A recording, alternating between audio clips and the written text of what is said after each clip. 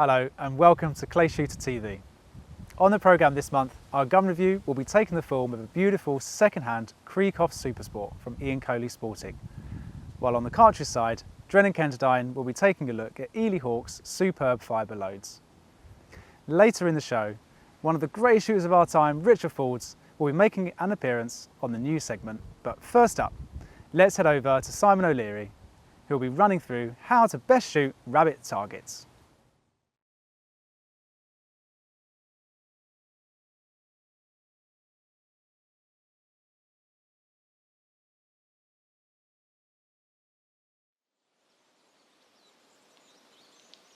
Simon here at the Hound Hall Shooting School based in West Sussex. Today we're going to be talking about rabbit targets, stance, position and how we can best hit that nemesis target. Welcome back to a new episode of Clay Shooter TV. So we are here, stand number 1 at Hound Hall Shooting, which is amongst other things a rabbit target. Now, for a lot of people, it is a nemesis target. It's that target where people say, oh, I can never hit them. Oh, I find them really difficult. Don't know how to get on them. And they get a fuzz in their head and, you know, it becomes a huge challenge. But you know what? It's not. It's really quite straightforward. I think the thing that throws people the most is the simple fact that it's rolling along the ground. And most of us are used to shooting stuff in the air. So setup is sort of generic, but there's a couple of little nuances as well, just to exaggerate specifically to the rabbit target. So let's just run through stance. Now rabbits come in lots of different guises, I know. You know, left to right, right to left, longer distance, close in. Myself and Adam, the cameraman, we spent a day at the Beretta Worlds a few weeks ago and they had a rather fast rabbit going off uphill. You know, that was a new one and quite exciting. But anyway, let's look at that standard stance and how we might approach. Now bear in mind, the rabbit target, as I said earlier, is running along the ground. So, gun safe, and I might just add, I've got a lovely black actioned Yildiz Pro, supplied by Yildiz, and they're sponsoring the show, so big shout to them. Stance, I'm right-handed. Wherever my gun is pointing on a kill point, let's class as 12 o'clock. So therefore, as a right-handed shooter, my front foot is at 1 o'clock, back foot 2 o'clock. This is really generic. If I was a left-handed shooter with my gun at 12, I'd be the other way round, obviously, with my lead foot at 11 and my back foot going off to 10, okay? But you can personalize that, you know? It might be a sort of a variant of, don't sweat it. Get somewhere that's comfy, but get that body angled on for that sort of, you know, universal stance. Okay, now, the target's low, it's rolling along the ground. We need to get that muzzle down under the line, ready to approach in whatever given style we shoot. Now, if you're pre-mounted, we're bringing the gun up into the cheek, into the shoulder, nice and relaxed. And then we want to push that muzzle down forward. We want to get those shoulders forward, okay? So we're mounting up, coming down, ready to take the shot. What we don't want to be doing in that instance is coming up, feet are okay, bending the legs, and then crouching and slouching down to take the shot. There's so many reasons why it's wrong, I'm not going to list them, okay? But it will make it really hard work. So, once the feet are in position, dependent on orientation, it's that nice tight mount, cheek, shoulder, and then shoulders forward, muzzle coming down in relation to the target, okay? If you're half gun down or full gun down, it's the same thing again, okay? Do your little mantra, bring it down to wherever it should be, and then shoulders forward, muzzle down, ready for the line of the target, okay? And a point from there, when you are then mounting the gun, it's got to be really firm. It's got to be committed. We know that the perfect mount is up into the cheek shoulder, but it really has got to be refined and tight. A slight loose connection here, you know, a slight sort of, you know, non-committed move. It's going to create a bit of muzzle flip. It's going to be a bit loose. and largely you're probably going to miss and over the top. I'm going to get Adam to spin round. We're going to take a look at the target and just the line, which is slightly different to this particular clay. Okay, rabbit target. Our one's coming left to right. Let me show you what it's doing. Pull, out it comes, rolls along, off to the right. Now I said there's a detail here, a nuance relating to the rabbit target. Largely, when you shoot a clay, you'll be going through the middle of a clay, okay, just generally speaking.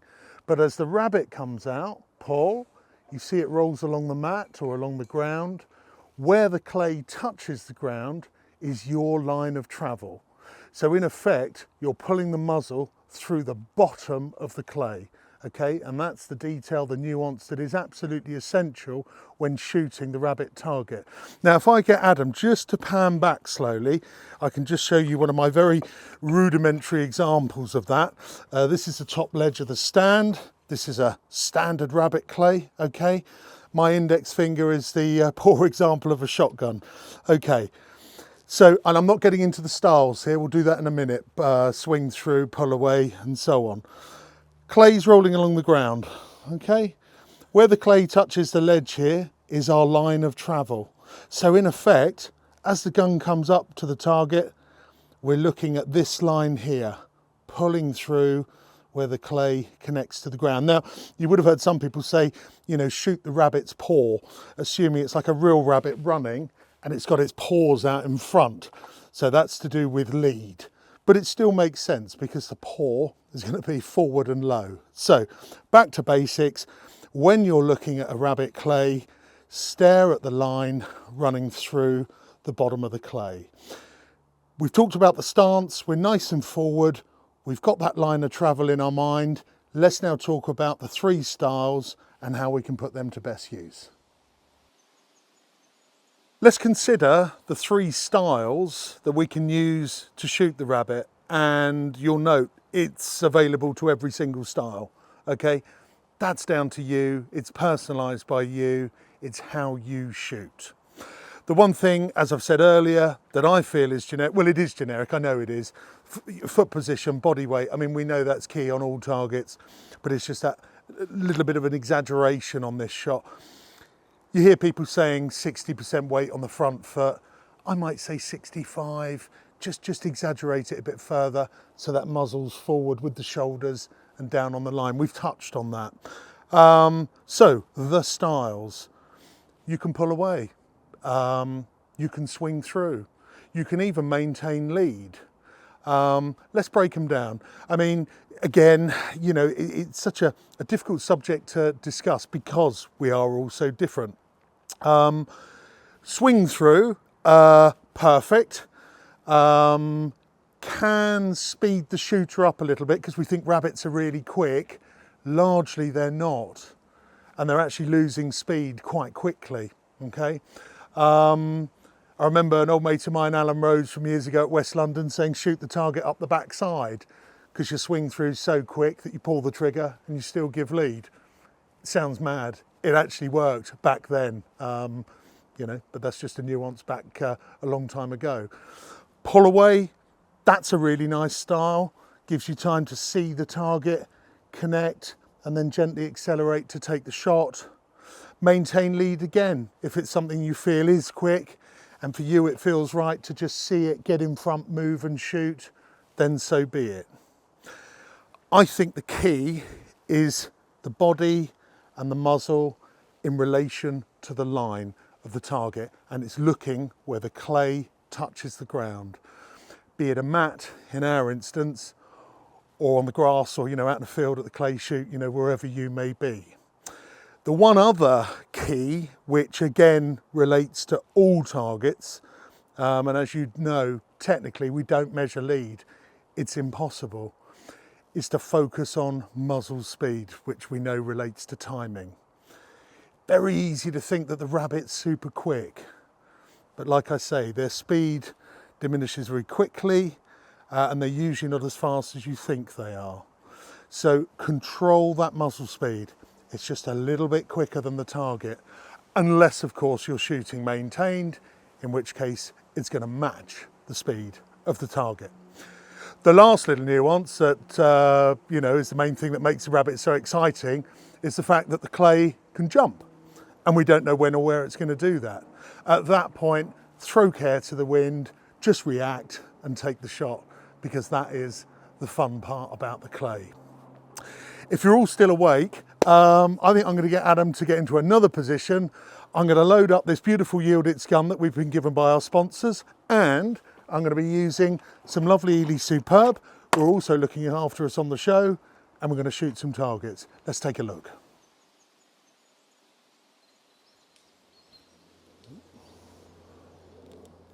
Pull. Pull.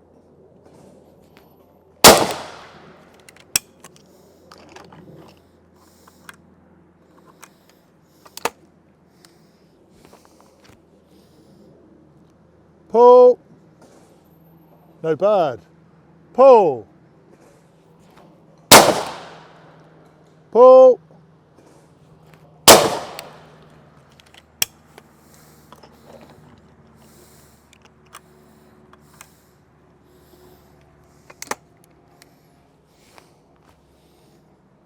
Pull. Pull. All right, shooting done. Let me take these off. It's getting a bit hot here now, sun's coming out. You've just seen me shoot the rabbit, okay?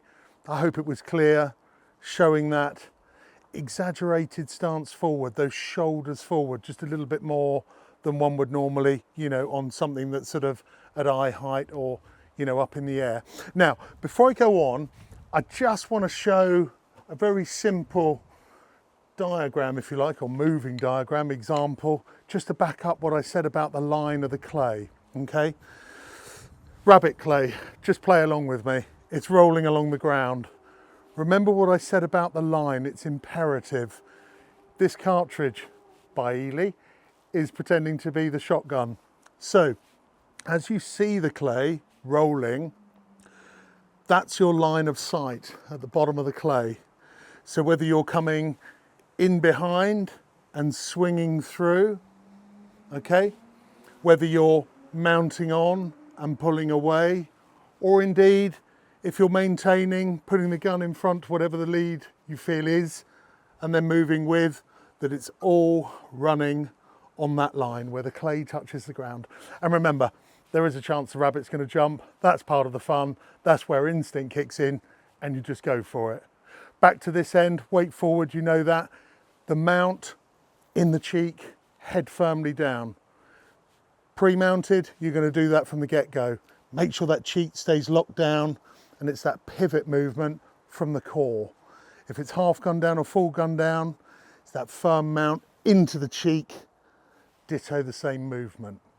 Now, the keen-eyed amongst you will have noticed that out of the 6 shots I took, I missed 3 and 4, the second pair. So what I thought might be fun is if you want to get on the comments below and give us your opinion on why I missed those. What was it that I did wrong? On the first pair and the last pair, equally, have a look at those and comment on what you think the style or the styles were that I used to break those clays. Little bit of fun, get those comments in, and who knows, you might get something in the future. We've shot today with Yildiz. They've kindly given me a Yildiz Pro with a black action. Fabulous little gun. Here at Hound Hall, we've always used Yildiz in a 410, okay? It was just a habit, it's just how we started. We've done it for years. They are absolutely superb. I'm not a paid ambassador. These guys have sponsored the show, not me. But the 410, you know, is an absolute thing of wonder. I'd actually never shot the 20 or the 12, so today's been a real treat. I'm not going to get too involved in it because I know that Drennan does the reviews, and I think there's going to be some bits coming up either in this or in a future episode, so look out for that. But a huge thanks to Yildiz for the use of this lovely lightweight manoeuvrable gun. Great fun. As ever as well, looked after by Eley. Again, really smooth, really nice, 28/7s, no problem at all, kills everything, job done, game over really. I hope you've enjoyed today. I hope we've given an insight. Remember, it is classed as a nemesis target, but anybody can shoot it. It really is a shootable target. Get the idea out of your head that it's rolling along the ground and it's really quick. Just look at that line, set yourself up properly. Take time to set yourself up nice and proper, and think of muzzle speed, not lead. React to the speed of the clay. See it, move, shoot. Nice and controlled, perfect timing. I've had a ball here today as ever. Clay Shooter TV, amazing team to work with. Adam the legend on the camera. I hope you've enjoyed, and I will really look forward to see you again on a new episode of Clay Shooter. Till then.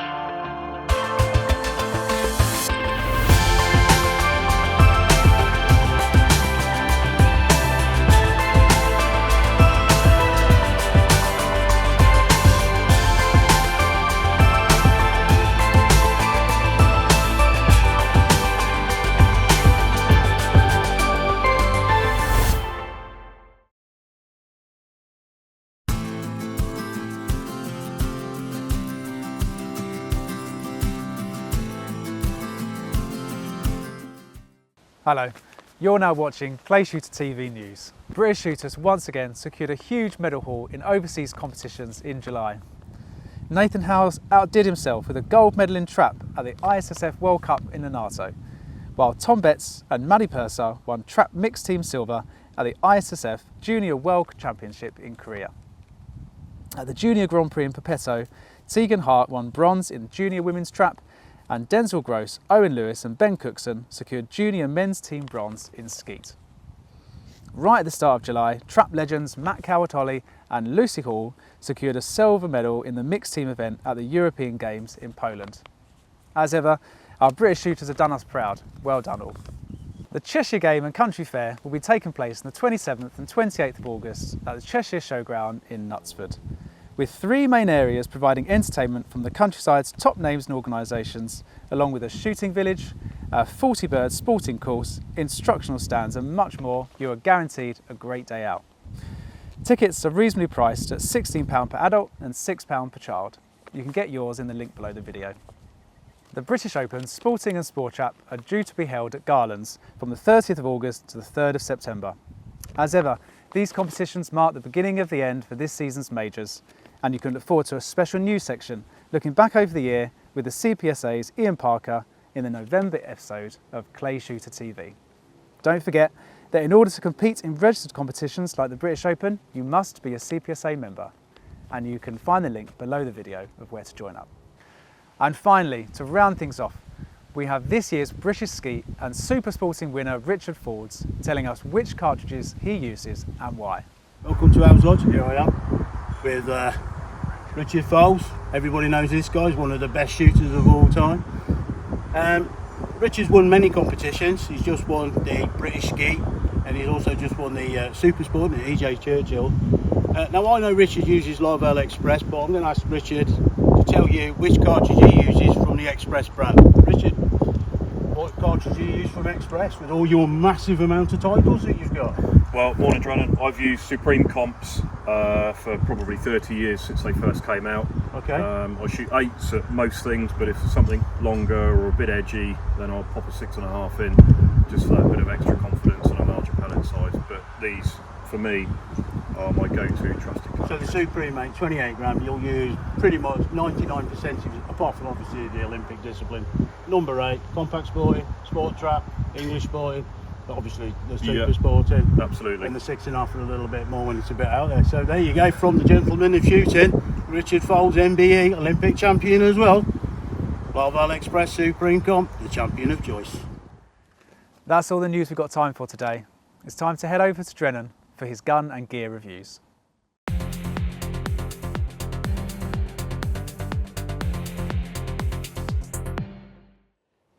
Today we're going to be reviewing a K80 Supersport supplied by Ian Coley. This is the demo gun. Ian Coley is one of the largest suppliers of Kreighoffs in the UK, both new and second-hand. So this is a 32-inch Supersport. Being a Supersport, that means that the chokes are titanium and so is the front hanger. Why? It makes it lighter at the front. So if you're somebody like me who prefers their weight more towards the middle and the back, titanium's the way to go. While we're on the barrels, you'll notice they're floating barrels. Some people think this makes them lighter. Actually, it doesn't. It makes them heavier. Hence, back to titanium chokes. Ventilated top rib on this particular one is a tapered rib from 12mm to 8mm. Centre bead, front white bead on this one. And then we come to the fore end, nice slim fore end. And you'll notice that the checkering on the fore end, it's what I call a full panel. It fills the whole of the fore end. So if you're somebody like me and you do alter the position of your grip on the fore end depending on targets, so if you're shooting a long cross, a really long cross, forward on there. If you're shooting a dropper, you want to bring it back, this is your style. Bit more weight on the front here to pivot. So no, I really like that full panel fore end. The iconic K80 action, an indestructible action. And the engraving on this one, well, there's a choice of over 70 different engravings that you can get on a K80, so you can spec this up as much as you want. Going to the top lever, again, the really famous sliding top that locks the barrels. See it from there as well. And you've heard me say this before, the top levers, some manufacturers just make them and they're a bit, oh. That has got a really nice registration on your thumb for pushing it over. It's not too long, it's not too short. It's what I call German engineering. And listen to that, that's quality. The safety, and you've seen this in every one of my videos, I always mention about the safety and how horrible they are on some really good guns. This is probably the best safety on a shotgun that's out there. And why? Well, to get it to work for start off, you have to press the button to put it on or off. So if you're in the ready to fire position, that's never going to slide back. But what else makes it really nice? It's the way that it's been designed. It's been designed ergonomically to fit people's thumbs. Good registration. What does the safety do? Just makes the gun fire or not. But it's so important. And it's lovely. And it is the best safety I've ever come across on a shotgun. Moving on to the trigger. Well, another special trigger here on these, on the Kreighoff. You will notice on the trigger, there's two positions, well, two screws for positions. One alters the length of grip, which is the back one. So we can move the trigger forward or back, altering the length of grip. And there's a second one at the front. And a lot of people go, what's that there for? Well, if you operate that properly and wind it in, it will make either which barrel you select here from the selector, which is in the trigger guard area, and it will stay there. So if you're, I don't know, shooting just top barrel only and you want it to shoot top barrel only, you select the top barrels, wind that in, and it'll only ever fire the top barrel and then the bottom barrel. So that's a really nice feature actually. Onto the stock. Well, you can have two different stocks. You can have, this comes as standard as the adjustable, and it been thought through. This is a right hand, obviously you can get them left hand as well. But if you notice, the paneling on the stock for the checkering, it's got a lovely palm swell, but it's full and broad here to fit the whole of your palm. But on the other side, it's just where your fingers go. So it's not been overdone on the one side and neglected on the other. I like the figuring of the stock as well that Kreighoff do. Some people say, well, they're a bit boring now and again. Well, just hear me out on here. Because it's nice and straight, still nicely figured, you tend to find that they don't recoil so much. And speaking about recoil, because of the weight of this, which is heavy, really heavy for a gun, it soaks recoil up like no other over and under out there on the market. I've had this just over a week now, and I've shot it at a couple of grounds. Shot it at Kimver, I shot it at Larvale Sport, Trap Masters, down at Owls Lodge at Richard Faulds. So I thought, well, if you really want to know how a top competition gun behaves, go and shoot that. And how did it before? Well, I'll tell you after you've seen me shoot this, and I'll give you my conclusion of whether the K80 really does deserve the recognition that it gets, or is it just a myth? And I'll see you on the shooting stand. Okay, as we're using the K80 Supersport, which is probably, well, allegedly one of the best clay shooting guns ever made, certainly shot by some of the top shooters in the world. You're not going to be seeing me doing my usual stuff where we shoot a nice incomer, etc, etc. We're going to go straight into some competition style clays, because it's exactly what this gun's designed to do. So I'll see you in the next bit. Oh!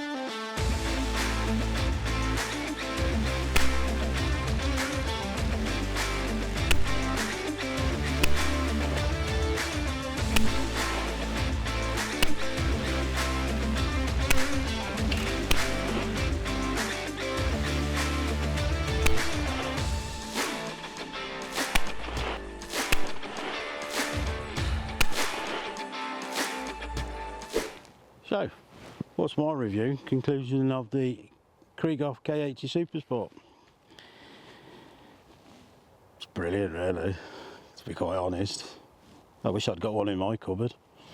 I can understand why people rave about them, especially some of the world champions and former world champions as well. But what do I like about it? Well, as you will see from here, I have shot all those variety of cartridges through this gun, and they all feed differently. That's how precise this is. It is what I call a typical German engineered piece of machinery. The feedback of every one of them cartridges is different, and you can pick it up through that. So whichever one you like, whether you want something that's a bit crispy, a bit thumpy, a bit soft, a bit slower, whichever, this will pick it up. It's definitely designed for being fed well, and if you look at that range there, they're all competition grade, and some of them are the best in the world. I'll let you decide which one it is, but they are in there. How does it shoot? Like no other over-under in the world. The weight of it definitely helps it, even though that this has got the Supersport, because it's got the titanium chokes in. It's the one I prefer, actually. I've shot the other Supersport, it's a bit too heavy at the front for me, as you know. I like my weight to come from the middle to the back. What else do I like about it? One of the biggest things I really like about this, other than the engineering side of it, is how that they've designed the pistol grip. It isn't got that massive super tight radius that you get from certain countries. It's in the shape of a boot. I'll let you decide where that is. The finger placement that I get from the pistol grip to the trigger is fantastic. It really is. It's got that really nice preciseness where you feel on some of the other guns it's a bit clunky, bit tight, bit thick as well because there's too much wood in it. This is not too slim, it's not too thick. Got a proper palm radius in it, the one that's actually built, you know, to fit in your hand, as opposed to some of them just like. The cone razor is a piece of cake to alter as well, and it's definitely one that I would go for, the adjustable. But again, back to how it shoots. It's heavy. It really is heavy, actually. But for long crosses, I found this the easiest over and under this year to shoot, without a doubt. It's in a different league of its own. But close stuff, I've struggled with it. I really have. And I'm a powerful guy. I can move guns. And you've probably heard there's people buying Kreighoffs where they've gone, yeah, I bought one, but you know, this is definitely a gun that you've got to work with for a while. So if you do get one, you've got to work it. Stay with it. It will perform for you. This is a podium finishing gun. This is a world-class gun. If you've got the ability, you are going to get on the podium and get yourself a nice shiny medal. But you might just have to stick with it. And I really can see why top shooters like Ed Solomons, Mark Windsor shoot these guns. You've got a 10-year warranty with it. Alan Roan service is absolutely phenomenal. Ian Coley, who supplied this demo one, like I said earlier on, they've got one of the largest selections you can of Krieghoff, both used and second-hand. They also have K80s in 12 and 20 down there that they can set the stocks for you, get your dimensions, so you could have your own stock made if you wanted to as well, which is really the way to go if you can afford to do that, or that's what you want to do. So somebody like Ian Coley is definitely the place to go, because like I said, you can get all those measurements set up, and if you find one that's second-hand and it hasn't got the right stock on it, you can have one made, or they can alter it for you. And from you can pick whichever engraving you want, and there's a choice that's just phenomenal. It's never ending for this gun, really. I could spend another 20 minutes telling you how good this gun is, but I won't, because there's enough gold medal winners out there that can show you better than I can. But yeah, definitely a gun that I would have. And on that note, I'll see you again.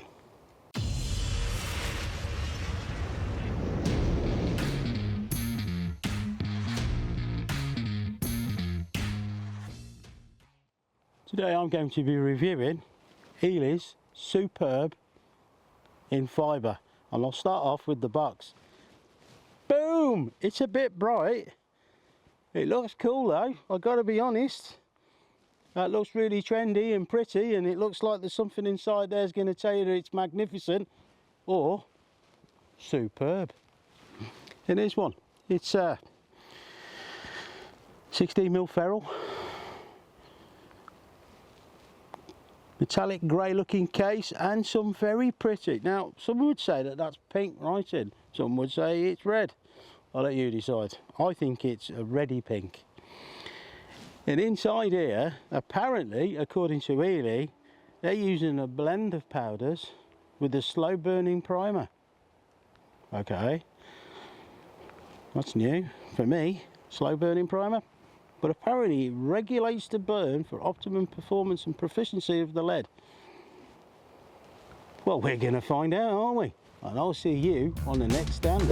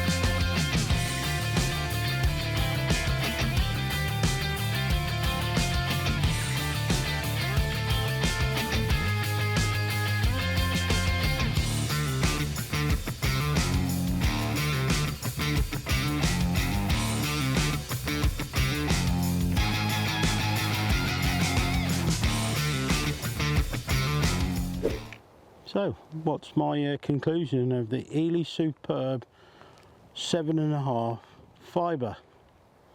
I really like this. I've just gone round oak edge here, which is set for a club shooter, recreational shooter, and there's a few targets on here that for the people that can shoot at a higher level. How did it get on? Well, I think my cameraman, well, I've never asked him to do this before.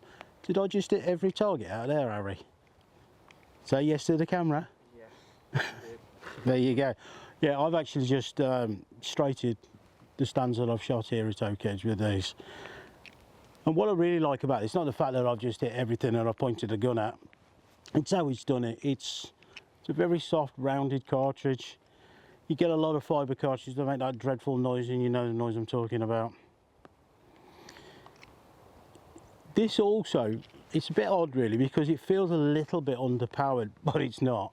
and you'll see from the footage that we've shot certain targets the wrong way around, and it's out there. It delivers very quick.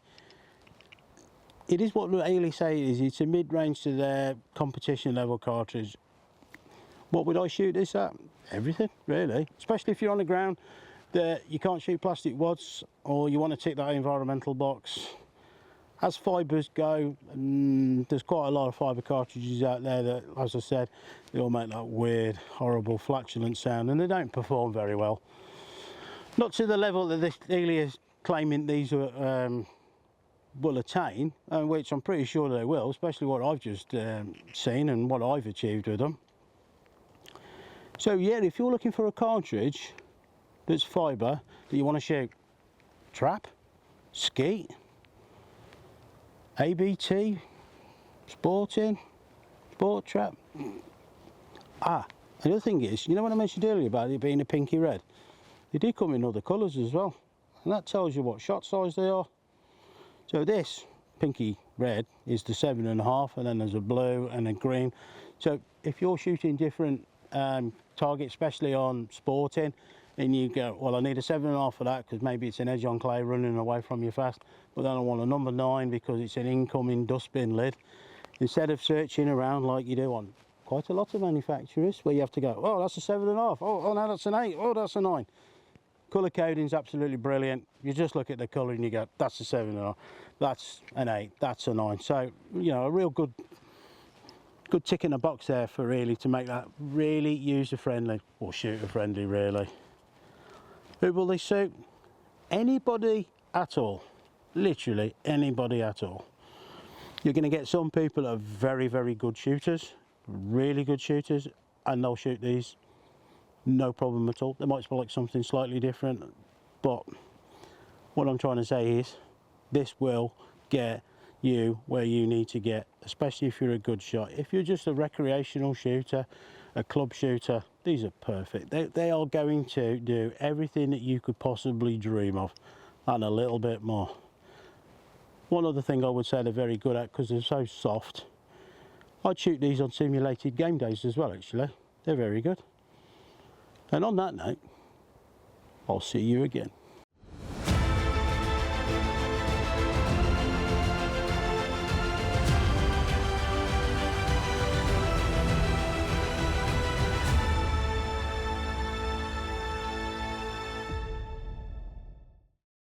That's it for today. We hope you enjoyed the show. Don't forget to like and subscribe, and we'll see you on the programme next month.